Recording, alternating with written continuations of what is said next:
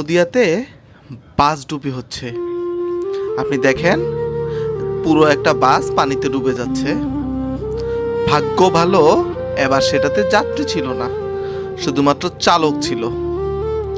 গত ঈদে 26 জনের মৃত্যু হয়েছে ঠিক একইভাবে এই দৌলতদিয়া ঘাটেই।